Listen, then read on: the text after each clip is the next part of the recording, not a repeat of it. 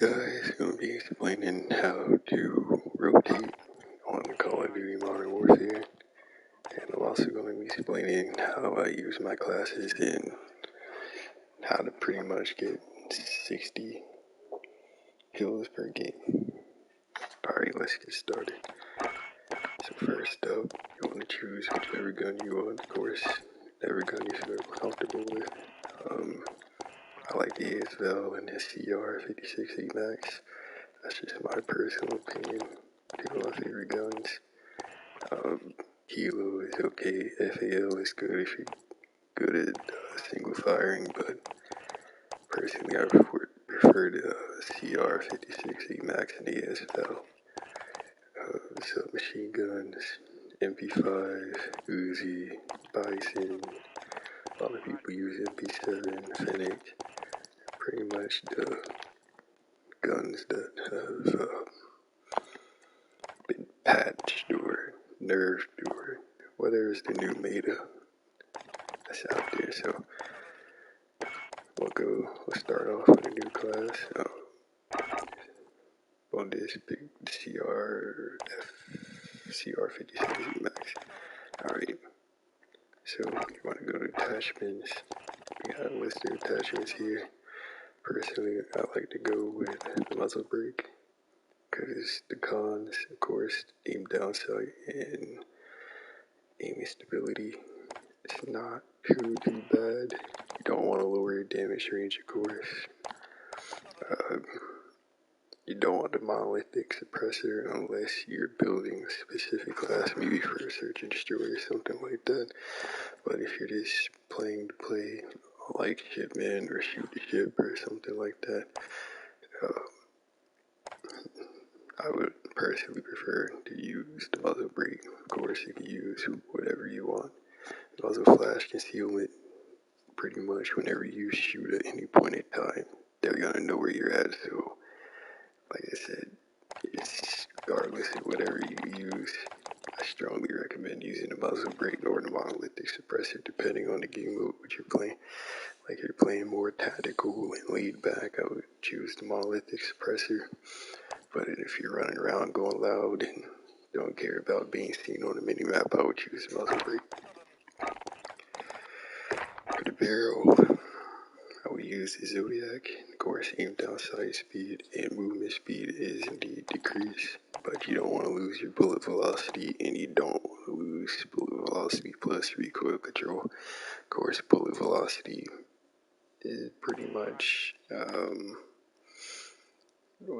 lowering the range that the bullets can go, sort of like damage range, lessening the damage range. You don't want that, so you want all of the above. It does hurt your movement speed a little bit, but if you're accurate, you can beat people to the punch. It's not an issue at all. You can use whatever scope you want. I like to use the classic mini reflex. Under barrel, same thing. Now for this one, I like to do the Ranger foregrip. Like I said, I know it's lowering your aim down sight speed, lowering your movement speed, but trust me, it pays off. Of course, 45 round bags, and for this, sort of make up for all of the aim down sight speed cons and aim down sight while walking cons and all that other crap. I just put on this stipple wrap. At least it'll try to balance it out just a little bit. Actually,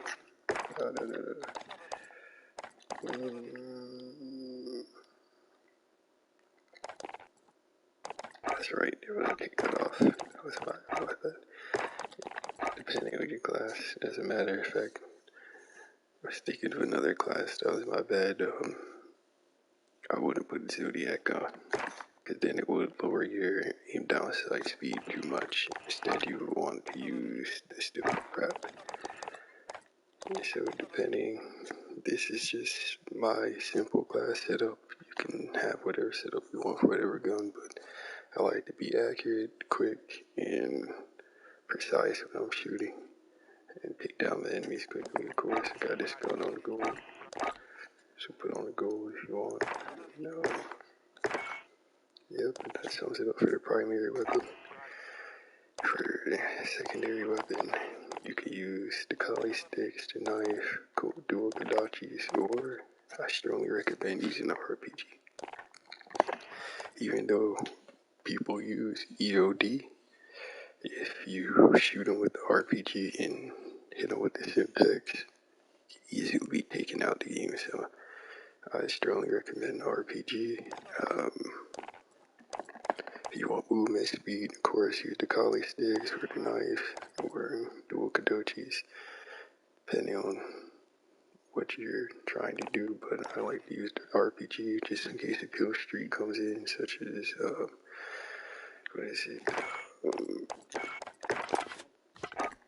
such as VTOL jet.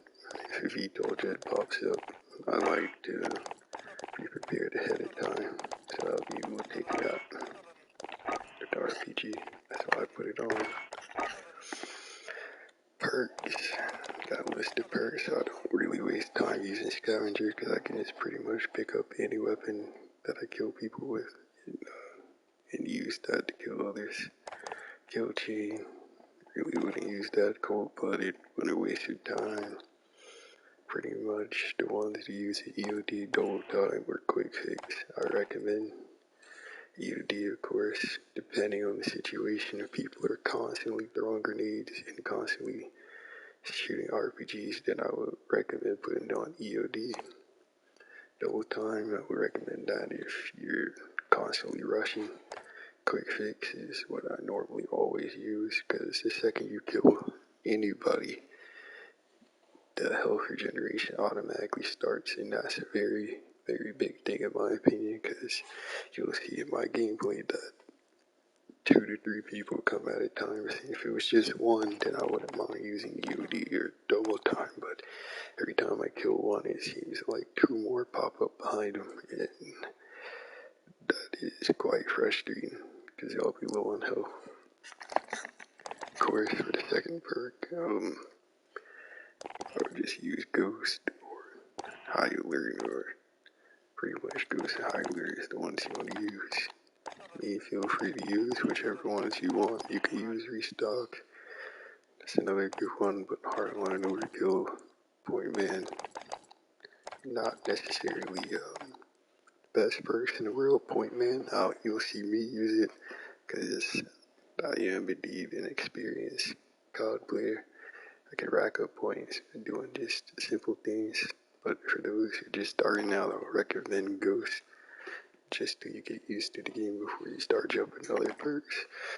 And for the perk 3, I would use Battle Harden, due to the amount of stun grenades that are constantly being thrown. Tracker's also good. Spotter, not too many people use Claymore and C4s, but maybe for Search and Destroy, I can see Spotter being good and Tracker. But for just normal games, I would recommend Battle Harden, and possibly Shrapnel.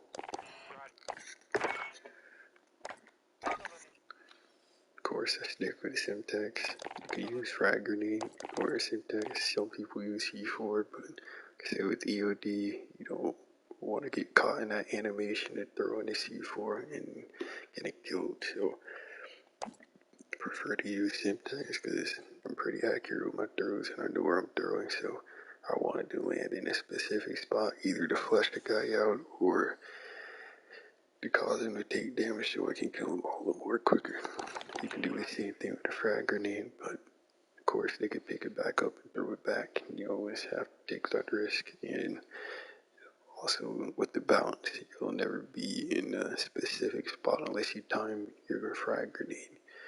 But while you're holding the frag grenade, it also leaves you vulnerable to get shot at. So that's why I use Simtex.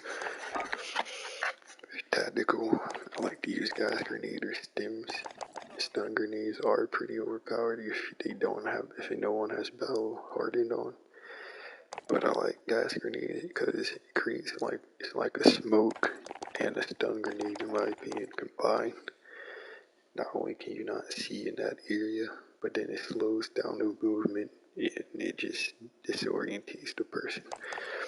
Now, if you're not running quick fix on your perk 1 slot, I would recommend stims to make up for it, or vice versa. If you just want to use both, you can use both, and that you will see me do that in the videos. And that pretty much is the class setup that I have right here. I'm gonna put it to use. Alright, for kill streaks, I like to use Cluster Strike, Veto Jet, and White Fossers. Just simple kill streaks. Of course, I can go lower, use Personal Radar, or UAV, or Cruise Missile. But I prefer to use these. Simple, not too hard to get, and it will real easy. It just benefits the game overall. You look at it for the player, of course. For field upgrades, I recommend using Dead Silence or Trophy System. Those are pretty much the two I recommend. Stopping power, very good to use. Problem is the recharge rate is so slow. It's almost like 2 or 3 times a game, whereas Dead Silence is like 10, 20 times, depending on how many kills, of course, and fast gameplay is going and everything. Dead Silence is very helpful since you don't have Dead Silence for your perk 3, so for Dead Silence. Alright, so let's get into some ship.